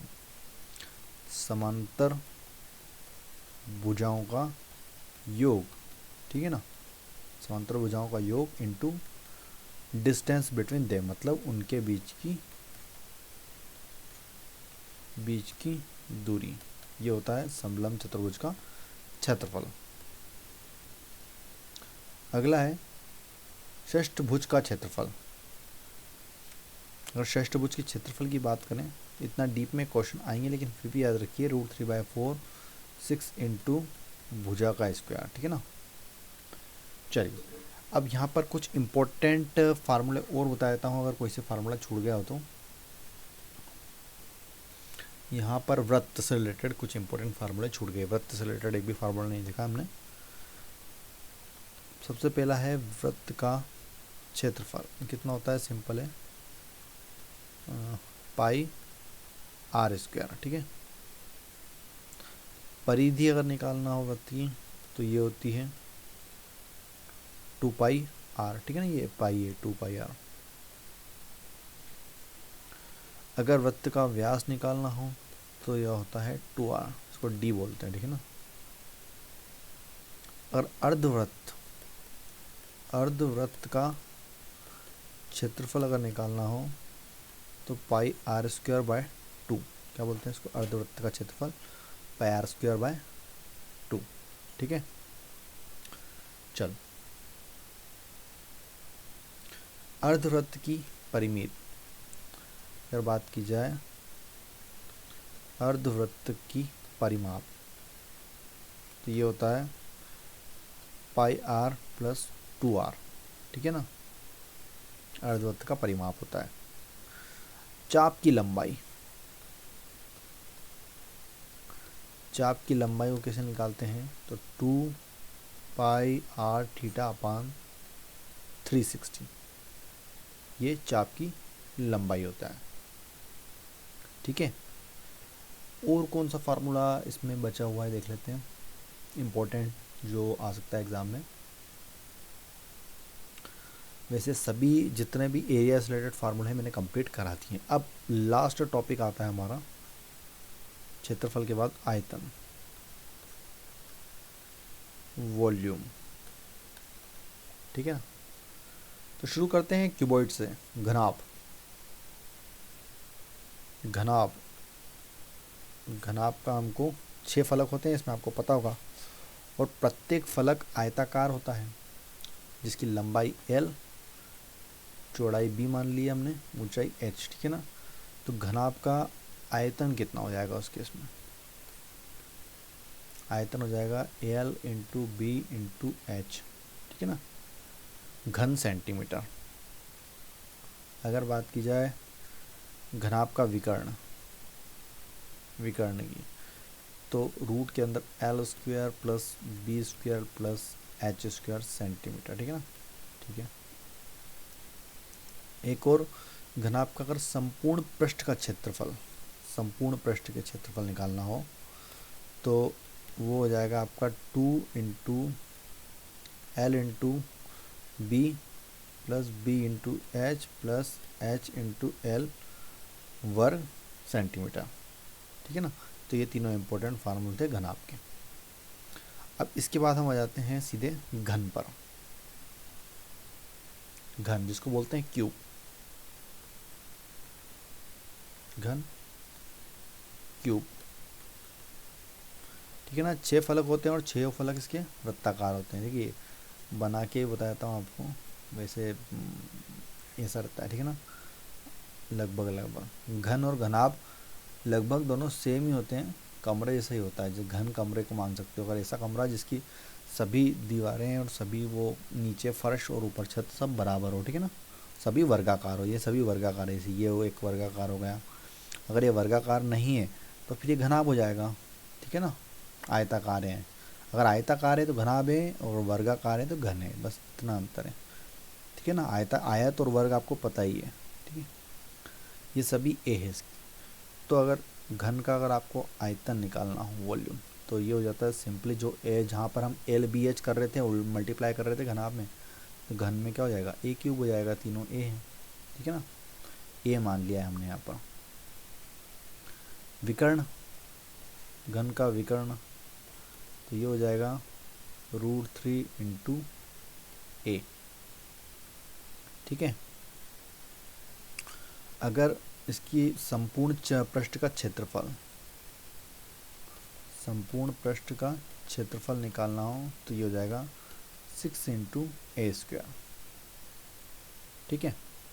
तो ये तीनों इंपॉर्टेंट फार्मूले भी कंप्लीट करा दिए। चलिए अगला देखते हैं इसके अंतर्गत। अब बेलन, नेक्स्ट आता है हमारा बेलन। बेलन का आयतन क्या होता है भाई, बेलन का आयतन पाई आर स्क्वायर एच, ठीक है ना। बेलन को बोलते हैं सिलेंडर, ठीक है ना। क्या होता है, पाई आर स्क्वायर एच। अगर वक्र पृष्ठ का क्षेत्रफल निकालना हो मुझे,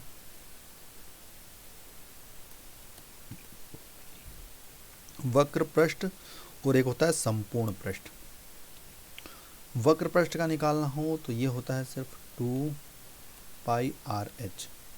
और वही बात अगर मैं बात करूँ संपूर्ण पृष्ठ की, तो इसमें जुड़ जाएगा 2 पाई आर ब्रैकेट में आर प्लस एच, ठीक है ना। ये संपूर्ण पृष्ठ का क्षेत्रफल हो गया बेलन का, और ये वक्र पृष्ठ का क्षेत्रफल हो गया, माइनर सा डिफरेंस, ठीक है ना। और ये आयतन हो गया। तीन इंपॉर्टेंट फार्मूले हैं। चलिए अगला चलते हैं शंकु। शंकु की सबसे पहले हम तिर्यक ऊंचाई का फार्मूला बता देते हैं। जो शंकु की तिर्यक ऊंचाई होती है उसका फार्मूला बता देते हैं। तिर्यक ऊंचाई ये होती है आपकी रूट में r² प्लस h², ठीक है ना, सेंटीमीटर। एल से डिनोट करते हैं वैसे इसको। शंकु का आयतन क्या होता है? शंकु का आयतन 1/3 πr² h ना। ये तिर्यक ऊंचाई एल थी यहाँ पर, ठीक है ना, एल मान दिया था। अगर अब वक्र पृष्ठ का निकाल लेते हैं पहले, इसका वक्र पृष्ठ का क्षेत्रफल तो ये होता है दोस्तों πr_l, ठीक है ना, वर्ग सेंटीमीटर, सेंटीमीटर स्क्वायर। और अगर संपूर्ण पृष्ठ का निकालना हो, अगर मैं बात करूं संपूर्ण पृष्ठ का क्षेत्रफल तो ये होता है πr ब्रैकेट में r+l, ठीक है। ये संपूर्ण पृष्ठ का क्षेत्रफल हो गया। इसमें बस एक शंकु में तिर्यक ऊंचाई पहले निकालना है आपको। शंकु इस प्रकार का होता है कुछ, मैं बताता हूँ आपको, ये, ठीक है। तो ये तिर्यक ऊंचाई ये l ये है, ठीक है ना, हाइट ये है और r ये है यहाँ पर।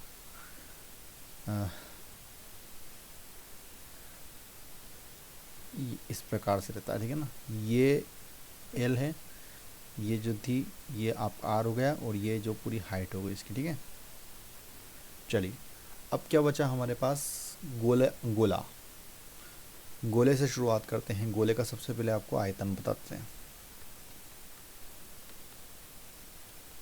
गोले का आयतन क्या होता है? ये 4/3 πr³ गोले का आयतन, स्फीयर बोलते हैं इसको। अगर गोले का वक्र पृष्ठ क्षेत्रफल की बात करूं मैं तो ये हो जाएगा आपका 4πr²। और अगर वहीं संपूर्ण पृष्ठ का क्षेत्रफल की बात करूं मैं, आपके वक्र पृष्ठ का क्षेत्रफल होता है, वक्र पृष्ठ का ही होता है गोले का, ठीक है ना, क्योंकि गोला एकदम पूरा फिक्स होता है, वक्र पृष्ठ का क्षेत्रफल होता है। अब संपूर्ण पृष्ठ तो नहीं है इसका। अब अर्धगोले के से रिलेटेड हम इम्पोर्टेंट फार्मूला देख लेते हैं।